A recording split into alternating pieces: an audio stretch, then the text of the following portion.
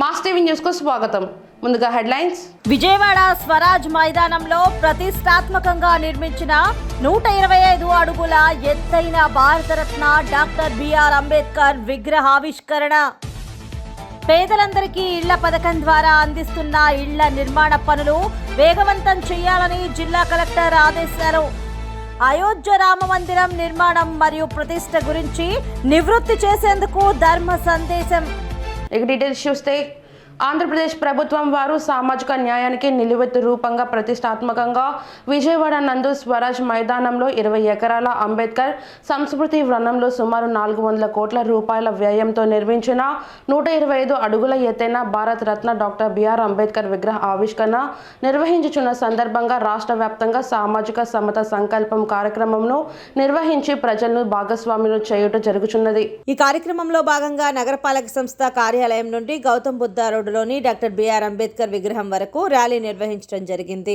అనంతరం శాసనమండలి సభ్యులు మురుగుడు హనుమంతరావు, ఆప్కో చైర్మన్ గంజి చిరంజీవి, నగరపాలక సంస్థ commissioner Nirmal Kumar V, additional commissioner K Hemamalini, deputy commissioner B Sivareddy, secretary P Srinivasarao, Donthireddy Vemareddy తదితరులు పూలమాలలు వేసి పుష్పాంజలి ఘటించారు. సాయంత్రం 4:30 గంటలకి గౌరవ ముఖ్యమంత్రి వారి మన స్వరాజ్ మైదానం విజయవాడలో నడిబొడినటువంటి స్వరాజ్ మైదానంలో 126 అడుగుల ఎత్తైనటువంటి మన డాక్టర్ బాబు సాహెబ్ అంబేద్కర్ గారి కాంస్య విగ్రహావిష్కరణ అన్నది జరుగుతుంది. సో ఆ జరుగు కార్యక్రమంలో అవేర్నెస్లో భాగంగా జిల్లా కలెక్టర్ గారి ఉత్తర్వుల మేరకు ఇక్కడ మనము ఈరోజు ఎంటీఎంసీ పరిధిలో సుమారు 3 కిలోమీటర్ల వరకు వాక్థాన్ అనేది మనం నిర్వహించుకోవడం జరిగింది. దాంట్లోనే భాగంగా మన దగ్గరలో నియర్ బై ఎక్కడైతే అంబేద్కర్ గారి విగ్రహం ఉందో అంబేద్కర్ గారి విగ్రహానికి లోకల్ ఎమ్మెల్సీ గారు, అదేవిధంగా వైఎస్ఆర్సీపీ పట్టణ అధ్యక్షులు అయినటువంటి మన గురుడు పట్టణాధ్యక్షులు అయినటువంటి మన గంజి చిరంజీవి గారు కలిసి, వేమారెడ్డి గారు కలిసి విగ్రహావిష్కరణ మన పూలమాలతో మన అంబేద్కర్ విగ్రహాన్ని ఆవిష్కరించుకోవడం జరిగింది. అంబేద్కర్ ఆడిటోరియంలో ఆంధ్రప్రదేశ్ ఎస్సీ ఎస్టీ ఉపాధ్యాయ సంఘం రాష్ట్ర ప్రధాన కార్యదర్శి బోనెల రమేష్ ఆధ్వర్యంలో మాజీ ఉప ముఖ్యమంత్రి Narasannapeta MLA Dharmana Krishnadas, joint collector M Naveen, Ambedkar వాది దళిత కురువృద్ధుడు బోడెల నరసింహులు చేతుల మీదుగా క్యాలెండర్, డైరీను ఆవిష్కరించారు. జై భీమ్, జై భీమ్. అందరికీ నమస్కారం.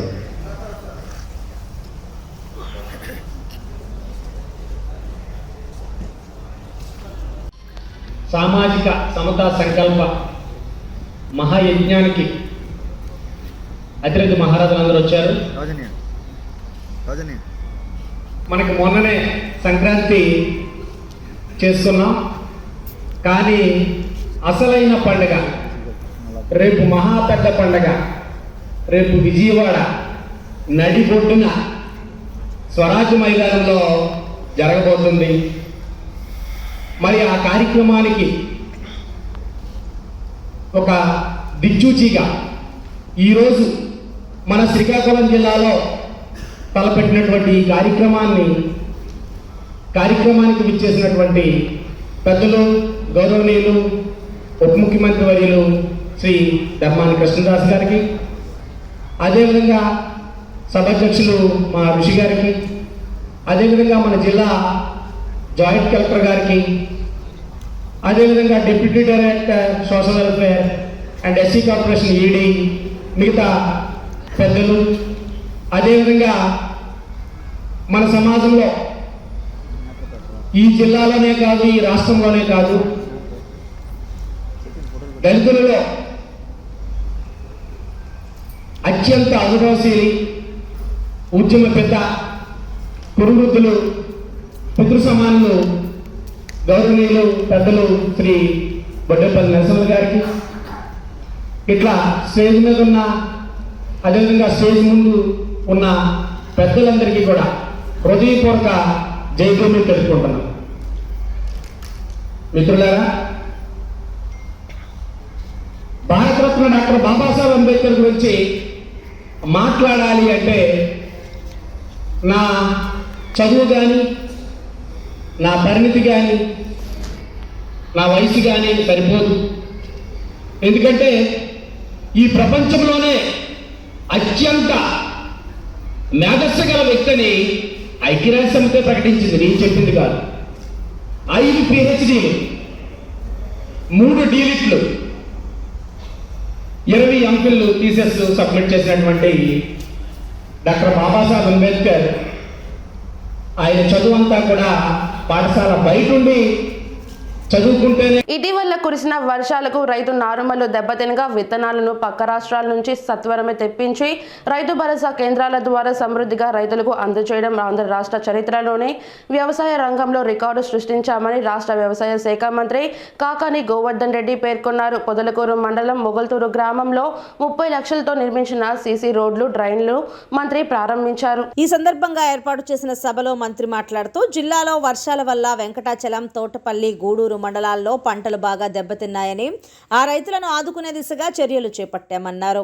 సర్వేపల్లి నియోజకవర్గంలోని పలు గ్రామాల్లో సుదీర్ఘకాలంగా అపరిష్కృతంగా ఉన్న అభివృద్ధి కార్యక్రమాలను, సైడ్ కాలువలు, సిమెంట్ రోడ్లు, పాఠశాలల మరమ్మతులు, అంగన్వాడీ భవనాలు, పేదలకు ఇళ్లు నిర్మించడం వంటి పనులను శ్రీకారం చుట్టామన్నారు. ఒక్క మొగళ్ళూరు గ్రామంలో 90 లక్షలతో సిమెంట్ రోడ్ల నిర్మాణం పూర్తి చేశామని, 85 లక్షల ఖర్చుతో సైడ్ కాలువ నిర్మించామని, 83 లక్షల ఖర్చుతో సచివాలయం, రైతు భరోసా కేంద్రాలు నిర్మించామన్నారు. మొగళ్ళూరు గ్రామానికి శాశ్వత పరిష్కారం కింద సిమెంట్ రోడ్డును 1,13 లక్షలు నిధులు వెచ్చించి పూర్తి చేశామన్నారు.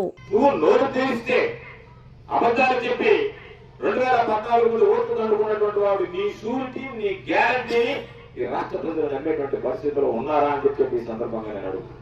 మరి ఆ కార్యక్రమంలో కాగితం తీసుకొచ్చినటువంటి వాడు సోమిరెడ్డిని చూస్తే పాప నిన్న మా ఎంఆర్ఓ దగ్గరికి పెట్టుకున్నాడు. ఎవరో చెప్పాడు, అయ్యా ఏముంది సోమిరెడ్డితే తలాకాల తీసేస్తే ఆరపాలం కూడా బరువు ఉండడు అని. ఆయన చూస్తే అమ్మలో ఎగిరి పడిన గాలి పండు ఎగిరినాడు. ఆయన ఆ కాగితాలు తీసుకొచ్చి నేను షూరిటీ గ్యారంటీ అని చెప్పి, అదేమంటే చెప్తాడు, నేను 40 సంవత్సరాల నుంచి ప్రజాప్రతినిధిగా ఉన్నాను. 40 సంవత్సరాల నుంచి ప్రజాప్రతినిధిగా ఉంటే బహుశా ఈ రాష్ట్రంలోనే 5 సార్లు వరుసగా 4 సార్లు ఒక నియోజకవర్గంలో ఓడిపోయి రికార్డు సృష్టించినటువంటి వ్యక్తి ఎవరన్నా ఉన్నారు అంటే అది సోమిరెడ్డి ఒక్కడే అనేటువంటి విషయాన్ని ఈ సందర్భంగా మీ అందరికీ గుర్తు చేస్తున్నా. ఆయన వచ్చి బాబు సూరికి భవిష్యత్తు గ్యారంటీ అని చెప్పి ఈరోజు అందరికీ కూడా పాపం ఏదో కాగితాలు ఇచ్చి వెళ్ళిపోయేటువంటి కార్యక్రమాన్ని ఈరోజు తీసుకురావడం జరిగింది. నేను అడిగేది, కరోనా వచ్చింది, కరోనా ఇబ్బందులు పడ్డా చాలా మంది ప్రాణాలు కోల్పోయారు, మనం మన ఆస్తులు కోల్పోయాం. అటువంటి నేపథ్యంలో ఈ కరోనా వ్యాధి సోకుతుంది, ప్రబలుతుంది అన్నప్పుడు ప్రజల మధ్యకి ఓట్లు వేయించుకుని వెళ్ళిపోయినటువంటి సోమిరెడ్డి ఏ రోజు కనిపించలేదు. ప్రజల పాపం ఇబ్బందుల్లో ఉన్నారు, పేదలు కూలి పని లేదు, ఇబ్బందులు పడుతున్నారని వైఎస్ఆర్ సర్వేపల్లి రైతన్న కానుక పేరుతో పాపం ఎంత మంది అయితే ఈ నిరుపేదలైనటువంటి ఉన్నారో, తెల్ల కార్డు కలిగినటువంటి వాళ్ళందరికీ ఈ నియోజకవర్గంలో దాదాపుగా బియ్యం ఇచ్చాం, వంట నూనె పంపిణీ చేశాం. ఈ రాష్ట్రంలో 175 నియోజకవర్గాలుంటే ఈ 175 నియోజకవర్గాల్లో ఏ నియోజకవర్గంలో జరగనటువంటి విధంగా కరోనా కష్టకాలంలో ఈరోజు ఒక్క సర్వేపల్లి నియోజకవర్గంలోనే ఈరోజు ప్రతి కుటుంబానికి ఈరోజు రేషన్, ప్రైవేట్ రేషన్ ఇచ్చినటువంటిది మన హయాంలో జరిగింది అనేటువంటిది గర్వంగా చెప్పుకోగలిగినటువంటి పరిస్థితి అని చెప్పి మీ అందరికీ సందర్భంగా తెలియజేస్తున్నాను. అటువంటి పరిస్థితుల్లో కరోనా కష్టకాలంలో రైతులు వెంబడ నడిచి రైతులందరూ పాపం వాళ్ళ దయాలతో, హృదయంతో, వాళ్ళ సౌజన్యంతో అందరికీ బియ్యం, వంటలను సంబంధించి మాట్లాడాడు. ఆ పిచ్చోడికి తల పనిచేస్తుందో లేదో తెలియదు. ఎందుకు మాట్లాడాలంటే పిచ్చోడిని సాధారణంగా మీరు ఒకసారి గుర్తుంచుకోండి. ఒక కాగితం మీదకి వస్తున్నాడు, ఆ కాగితం ఏమంటున్నాడు, అయోధ్య రామ మందిరం నిర్మాణము మరియు ప్రతిష్ట గురించి ప్రముఖ ఆధ్యాత్మిక సిద్ధాంతి జంధ్యాల వెంకట రామలింగేశ్వర శాస్త్రి ప్రజల అనుమానాల గురించి, అపోహల గురించి నివృత్తి చేసేందుకు లైవ్లో ప్రజలు అడిగిన ప్రశ్నలకు సమాధానం ఇచ్చే ఆధ్యాత్మికత గురించి, దేవాలయాల గురించి ధర్మ సందేశాలను తెలియపరిచారు. మరి భారతీయుల ఎప్పటి నుంచో స్వప్నం సాకారం అవుతున్నటువంటి శుభతరుణం అయోధ్యలో రామజన్మభూమిలో బాలరాముని యొక్క ప్రతిష్ఠ జరుగుతుంది. అయితే ఈ ప్రతిష్ఠ గురించి ఇప్పుడు మీకున్నటువంటి సందేహం ఏంటి? మీరు అడిగింది ఈ నెల 22వ తారీఖు డేట్ ఇచ్చారు ప్రతిష్ఠకి, అది అనుకూలమా కాదా? ప్రతిష్ఠ అంటే పుష్యమాసంలో జరుగుతుంది అనేది మీకు అనుమానం? అవును, పుష్యమాసం ముహూర్తం పనికొచ్చిందా లేదా?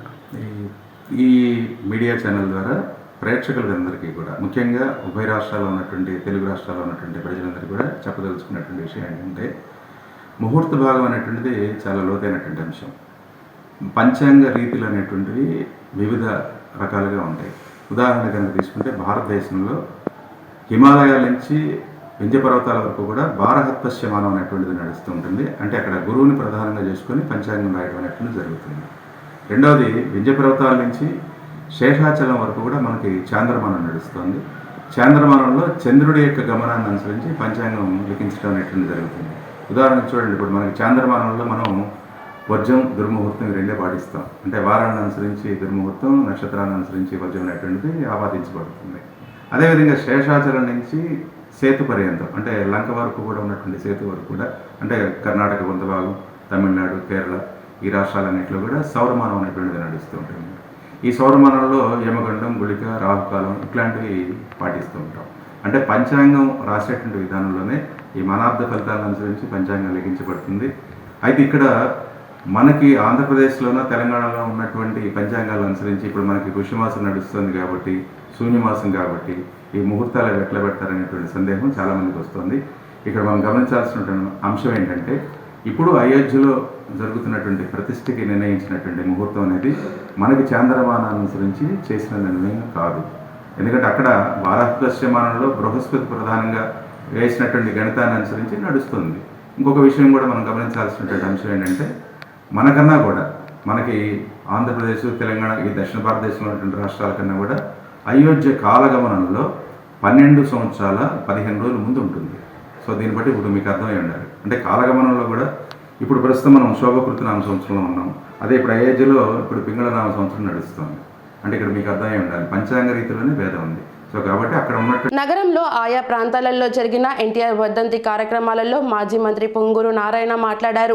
స్వర్గీయ నందమూరి తారక రామారావు నిమ్మకూరులోని సాధారణ కుటుంబంలో జన్మించారు. ఆయన విద్యాభ్యాసం అంతా కృష్ణా జిల్లాలో సాగిందన్నారు. సబ్ రిజిస్టర్గా ప్రారంభమైన ఆయన జీవిత ప్రయాణం కాలక్రమంలో మహోన్నత ఆదర్శనీయ వ్యక్తిగా సాగిందని కొనియాడారు. సుమారు 300కి పైగా చిత్రాల్లో ఎన్నో అద్భుతమైన పాత్రల్లో నటించారని ప్రశంసించారు. రాముడు అన్నా, కృష్ణుడు అన్నా ఫస్ట్ అందరికీ గుర్తొచ్చేది ఒక్క ఎన్టీఆర్ఏనన్నారు. ప్రజలు పడుతున్న ఇబ్బందుల్ని గమనించి వారి ఆర్థిక పరిస్థితి మెరుగుపరచాలన్న ఉద్దేశంతోనే ఆయన 60వ ఏటా రాజకీయంలోకి రంగప్రవేశం చేశారని తెలిపారు. తెలుగువారి ఆత్మ గౌరవం కోసమే ఆయన రాజకీయాల్లోకి రావటం, పార్టీని స్థాపించిన 9 నెలల్లోనే ఎన్టీఆర్ ప్రభుత్వాన్ని ఏర్పాటు చేయడం చరిత్రలో నిలిచిపోయిందన్నారు. అప్పటి నుంచి నిరుపేదల కోసం అనేక సంక్షేమ పథకాలు తీసుకొచ్చిన ఏకైక నాయకుడు ఎన్టీఆర్ అని చెప్పారు.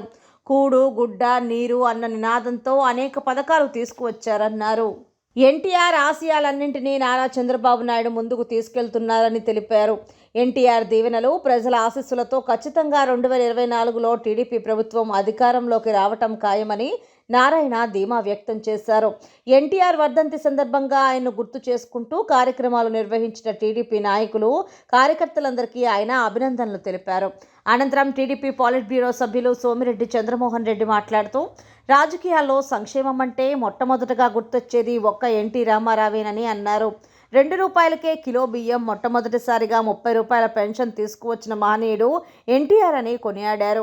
ప్రజల గుండెల్లో చెరగని ముద్ర వేసుకున్న గొప్ప వ్యక్తి రామారావు అని తెలిపారు. ప్రతిపాడు నియోజకవర్గంలో వాడవాడ తెలుగుదేశం పార్టీ నాయకులు, కార్యకర్తలు ఘనంగా ఎన్టీఆర్ వర్ధంతి వేడుకలు నిర్వహించారు.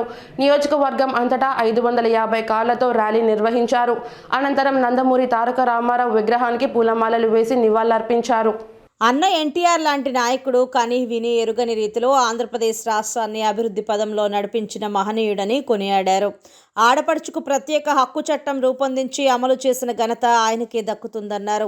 ఆయన అడుగుజాడల్లో నడుస్తూ రాష్ట్రాన్ని ముందుకు తీసుకువెళుతున్న ముఖ్యమంత్రి నారా చంద్రబాబు నాయుడు మళ్లీ ముఖ్యమంత్రిగా గెలిపించుకునేందుకు అందరం కృషి చేద్దామని ఈ సందర్భంగా నాయకులు పేర్కొన్నారు.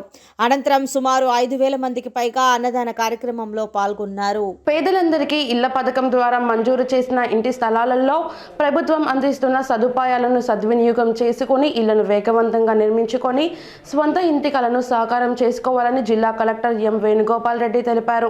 తాడేపల్లిలోని ముఖ్యమంత్రి క్యాంపు కార్యాలయం నుండి నవరత్నాలు పేదలందరికీ ఇళ్లు, లబ్ధిదారులకు వడ్డీ రీయింబర్స్మెంట్ను 12.77 లక్షల మందికి 4,500.19 కోట్ల బ్యాంకు రుణం అందించి అందులో ఈ దఫా అర్హులైన 4,07,323 మంది లబ్ధిదారులకు వడ్డీ రీయింబర్స్మెంట్ కింద 46.90 కోట్లను బటన్ నొక్కి రాష్ట్ర ముఖ్యమంత్రి వైఎస్ జగన్మోహన్ రెడ్డి లబ్ధిదారుల ఖాతాలకు జమ చేయటం జరిగింది. అనంతరం జిల్లా కలెక్టర్ ఎం వేణుగోపాల్ రెడ్డి మీడియాతో మాట్లాడుతూ పేదలందరికీ ఇళ్ల పథకంలో ఇళ్లు మంజూరు చేసిన వారికి PMAY ద్వారా 1.80 లక్షలు అందించడంతో పాటు సకాలంలో ఇళ్లు పూర్తి చేసుకోవడానికి స్వయం సహాయక సంఘాల ద్వారా 35,000 రూపాయల రుణం పావలా వడ్డీకి అందించడం జరిగిందన్నారు. పావలా వడ్డీకి అందించిన రుణానికి వడ్డీని రాష్ట్ర ముఖ్యమంత్రి వైఎస్ జగన్మోహన్ రెడ్డి గురువారం జమ చేయడం జరిగిందన్నారు. జిల్లాలో స్వయం సహాయక సంఘాల్లోని 52,264 మందికి ఇంటి నిర్మాణానికి 184.13 కోట్ల రుణం మంజూరు చేయడం జరిగిందన్నారు. రోజు ఒక మంచి కార్యక్రమం గౌరవ ముఖ్యమంత్రి వర్యులు శ్రీ వైఎస్ జగన్మోహన్ రెడ్డి గారు ప్రారంభించారు. సో ఇది నవరత్నాలు పేదలందరికీ ఇల్లు అనే పథకంలో ఇల్లు శాంక్షన్ అయ్యి ఇంటి స్థలం ఇచ్చి తర్వాత ఇల్లు శాంక్షన్ అయ్యి ఇల్లు శాంక్షన్తో పాటుగా 1,80,000 రూపాయలు PMAY కింద వాడికి అమౌంట్ వివిధ దశల్లో ఇంటి ప్రోగ్రెస్ని బట్టి జమ చేసిన తర్వాత ఇంకో 35,000 రూపాయలు అదనంగా సెల్ఫ్ హెల్ప్ గ్రూపుల్లో ఉన్నటువంటి మహిళలందరికీ కూడా పావలా వడ్డీకే రుణాన్ని అందజేసి సకాలంలో ఇల్లు పూర్తి చేసుకోవాలన్న ఉద్దేశంతో ఈ లోన్ సదుపాయాన్ని కూడా ఏర్పాటు చేసిన రాష్ట్ర ప్రభుత్వం ఈరోజు ఆ వడ్డీ పావలా వడ్డీకి రుణం అందించి ఏదైతే గృహాల నిర్మాణానికి ఇచ్చారో ఆ అమౌంట్ ఆ వడ్డీ రాయితీని ఈ రోజున వారి అకౌంట్లకే జమ చేయడం జరిగింది. ఈ పర్టికులర్ ఈ కారణంలో మనము 52,223 మంది SHGలో ఉన్నటువంటి సభ్యులు 182,78 లక్షల రూపాయలు మనం లోన్ రూపంలో వీరందరికీ కూడా ఇప్పటికే శాంక్షన్ చేశాం. ఇందులో ఈ రోజున 11,088 మందికి 1,70,41,890 రూపాయలు వారి అకౌంట్కి ఈ వడ్డీ రీయింబర్స్మెంట్ కింద జమ చేయడం జరుగుతూ ఉంది.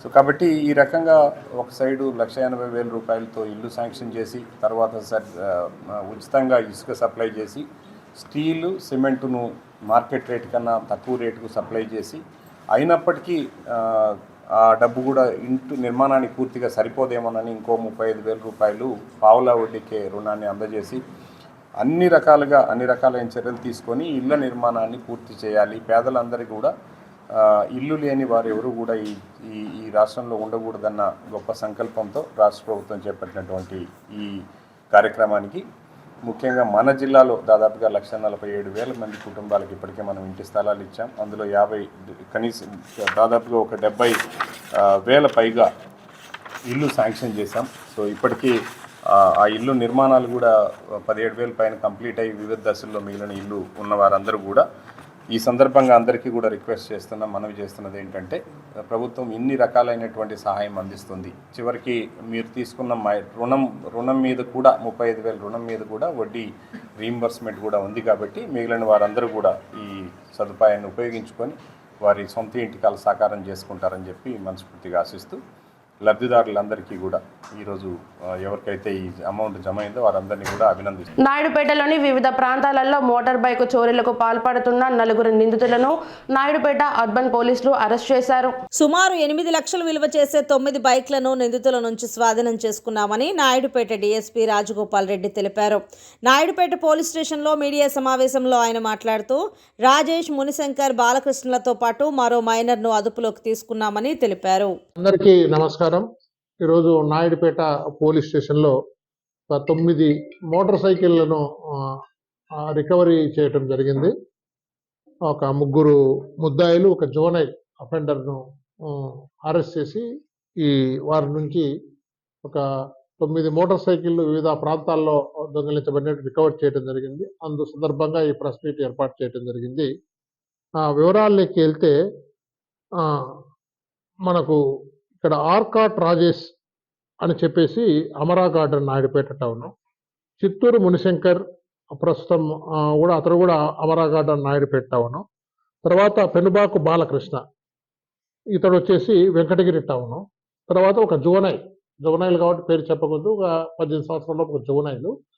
వీళ్ళు 4 ఒక టీమ్గా ఏర్పడి గత కొద్ది కాలం నుంచి 2-3 నెలల నుంచి కూడా ఈ నాయుడుపేట పట్టణము వివిధ చుట్టుపక్కల ప్రాంతాల్లో ఈ మోటార్ సైకిల్ దొంగతనాలు చేయటం జరుగుతూ ఉంది. దరిదాపు వీరిని ఈరోజు ఉదయం ఒక మోటార్ సైకిల్ పై పోతున్నప్పుడు అరెస్ట్ చేసినప్పుడు వాళ్ళు నాయుడుపేటకు సంబంధించి ఒక 4 మోటార్ సైకిళ్ళు, అందులో ఒకటి royal Enfield, 2 royal Enfield, 2 Bajaj Pulsar బండ్లు, చిట్టామూరు పోలీస్ స్టేషన్ పక్కన దానికి సంబంధించి ఒక 3 బండ్లు, ఒకటి బజాజ్ పల్సరు, ఒకటి హీరో హెచ్ఎఫ్ డిలక్స్, ఒకటి బజాజ్ పల్సరు 3, తర్వాత పెళ్ళకూరుకు సంబంధించి ఒకటి బజాజ్ పల్సరు, నెక్స్ట్ పుత్తూరు సంబంధించి ఒక హీరో హోండా యాక్టివాను స్వాధీనం చేసుకోవటం జరిగింది కూడా. అయితే వీళ్ళు ప్రస్తుతం అయితే వీళ్ళు ప్రైవేట్ కంపెనీలలో పని చేసుకుంటూ ఉన్నారు. కొంచెం మద్యము ఇతర చెడు వాట్లకు గురై చెప్పేసి ఈ డబ్బు ఎట్లా కావాలనో తెలియటం లేక డబ్బు కోసమని ఎవరో తమిళనాడు నుంచి వీరికి ఒకరు పరిచయం అవుతారు. అతని ద్వారా ఈ దొంగతనాలు నేర్చుకొని వీళ్ళు పాల్పడటం జరుగుతూ ఉంది. వీళ్ళనందరినీ కూడా అప్పుడు అరెస్ట్ చేయడం జరిగింది. వారి స్వాధీనంలో ఉన్న ఈ 9 బండ్లను కూడా రికవరీ చేసుకోవటం జరిగింది. ఇందులో కష్టపడ్డ మన ఎస్ఐ రఘు కానీ, తర్వాత హెడ్ కానిస్టేబుల్ ఐడిపాట్ హెడ్ కానిస్టేబుల్ కరీము, మస్తాను. బీసీలకు రాజ్యాధికారమే లక్ష్యంగా పనిచేసేందుకు బీసీ సంక్షేమ సంఘం పనిచేస్తుందని, దానిలో భాగంగానే నేడు బీసీ సంకల్ప సభ మంగళగిరిలో ఏర్పాటు చేసినట్లు బీసీ సంక్షేమ సంఘం నేతలు తెలియజేశారు. బీసీల ఓట్లతో రాజ్యాధికారం అనుభవిస్తూ బీసీ జాతికి అన్యాయం చేస్తున్నారని, అందుకే రాబోయే ఎన్నికలలో ఖచ్చితంగా బీసీల సత్తా చూపడానికి సిద్ధంగా ఉన్నారని జిల్లా బీసీ సంక్షేమ సంఘం అధ్యక్షుడు పారేపల్లి మహేష్ తెలిపారు. రాబోయే ఎన్నికలలో ఖచ్చితంగా మంగళగిరి అడ్డా బీసీల గడ్డగా ఉందని, దానిలో తాను పోటీకి సిద్ధమని మహేష్ స్పష్టం చేశారు. బీసీలను ఓటు బ్యాంకుగా కాకుండా మా అణగారిన వర్గాలకు అండగా ఉండే వారికి అండగా ఉండాలని, అవసరమైతే బీసీ సంక్షేమ సంఘం ఉంటుందని వెల్లడించారు. తమ రాజకీయ పార్టీ పరిణామాలు సమయం పడుతుందని, ఖచ్చితంగా 2029 కల్లా బీసీలకు రాజ్యాధికారమే లక్ష్యంగా ఓ రాజకీయ పార్టీ ఆవిర్భావం ఖచ్చితమని తెలిపారు.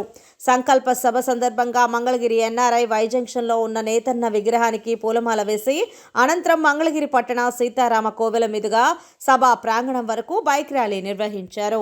నమస్కారం. ఈరోజు మంగళగిరి నియోజకవర్గంలో బీసీ సంకల్ప సభ ఏర్పాటు చేసుకున్నాం. ఈ సందర్భంగా మా బీసీ సోదరులందరూ కూడా పాత మంగళగిరి శ్రీ రామ మందిరం నుంచి నరసింహస్వామి వారి దేవాలయం వరకు అందరం ర్యాలీగా వెళ్ళి అక్కడ నుంచి సభా ప్రాంగణానికి చేరుకొని ముఖ్యంగా మా బీసీ బిడ్డలకు జరుపుతున్న అన్యాయాన్ని 18 సంవత్సరాల నుండి ఓటు హక్కు వచ్చిన ప్రతి ఒక్క బీసీ బిడ్డకు మా జాతులకు జరుగుతున్న అన్యాయాలు వివరించేందుకే ముఖ్యంగా ఈ సభ ఉద్దేశం. కేవలం మమ్మల్ని ఓట్ బ్యాంక్ రాజకీయంగానే వాడుకుంటూ మమ్మల్ని ఎలక్షన్స్ టైంలో తాయిలాలు ప్రకటిస్తూ కనీసం రాజ్యాధికారానికి అతి చాలా దూరంగా మమ్మల్ని ఉంచుతూ కేవలం మమ్మల్ని మాయ మాటలతో మభ్య పెడుతూ మమ్మల్ని ఎప్పుడు కూడా కనీసం ఒక ఎమ్మెల్యే అభ్యర్థి నిజానికి మా నేతన్నలు రాష్ట్రంలో 60 లక్షల మంది ఉన్నాం. 60 లక్షల మందికి మాకు రావాల్సిన సీట్లన్నీ మా వాటా ఎంత? ఒక్క రాజకీయ పార్టీ కూడా కేవలం 1-2 సీట్లు కూడా ప్రకటించిన దాఖలాలు లేవు. అందుకనే రాష్ట్ర బీసీ సంక్షేమ సంఘం అధ్యక్షులకి హృదయపూర్వక నమస్కారాలు. ఈరోజు మంగళగిరి పవిత్రమైనటువంటి నరసింహస్వామి ఆశీస్సులతో మా జిల్లా అధ్యక్షుడు పాలేపల్లి మహేష్ గారి నాయకత్వంలో, మా రాష్ట్ర యువజన సంఘం అధ్యక్షుడు కుమ్మరి కుంకుమార్ గారి సారథ్యంలో ఈ రోజున బ్రహ్మాండమైనటువంటి ర్యాలీ జరపడం జరిగింది.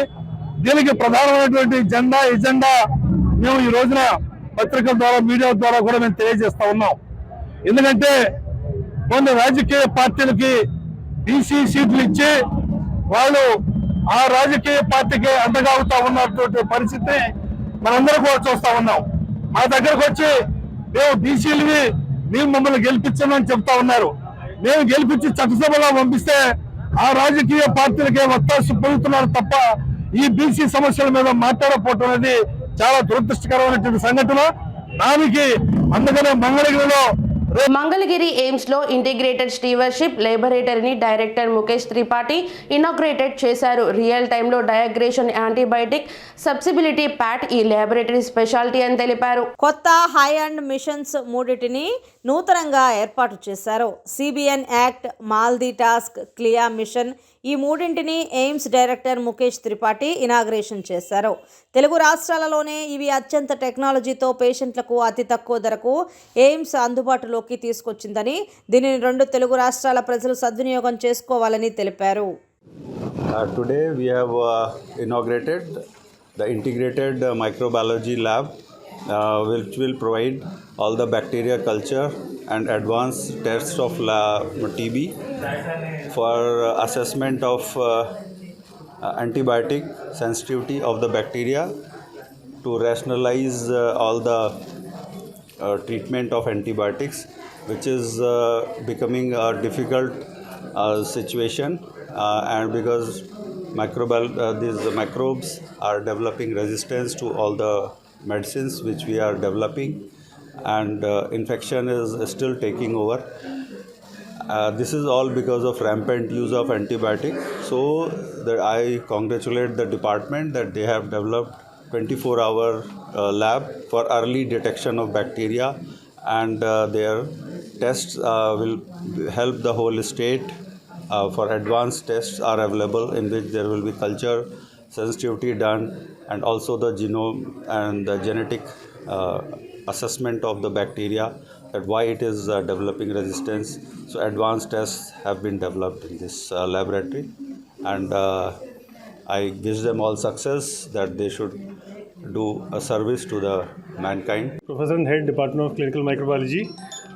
Sir has inaugurated our 24/7 integrated stewardship lab, for which we have got multiple and very high-end equipments like MALDI-TOF and CBNAT, and chemiluminescence immunoassay, for which we can do the diagnosis much earlier, much faster. And MALDI is one of the fewer and very rare installations in the nation, and for that we, because in the G20 summit, the AMR, antimicrobial resistance, has been a major agenda in the G20 summit. So concerning that and the One Health, we should be able to take care of the diagnostics much rapidly, much faster, and more accurately and precisely. Thank you so much. ఈరోజు Mangalagiri ఎయిమ్స్లో integrated stewardship laboratory అనేది inaugurate చేశారు director Mukesh Tripathi sir.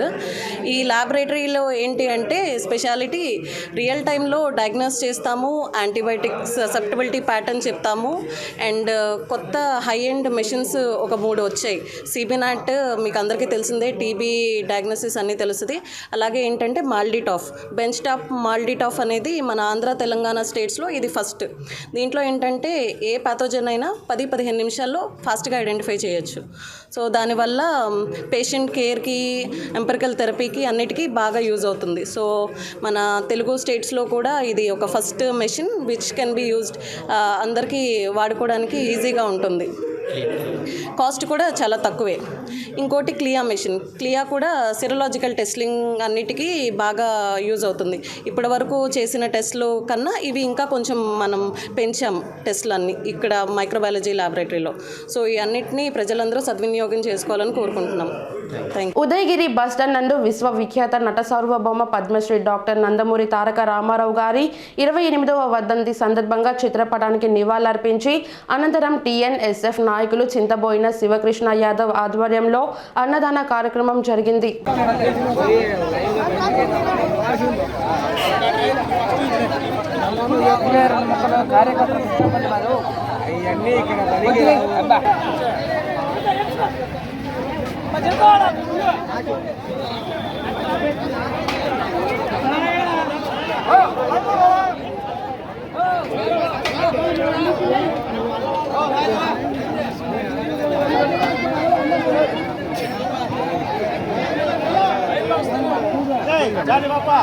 వార్తలు ముగించే ముందు headlines మరోసారి. విజయవాడ స్వరాజ్ మైదానంలో ప్రతిష్టాత్మకంగా నిర్మించిన 125 అడుగుల ఎత్తైన భారతరత్న డాక్టర్ బిఆర్ అంబేద్కర్ విగ్రహావిష్కరణ.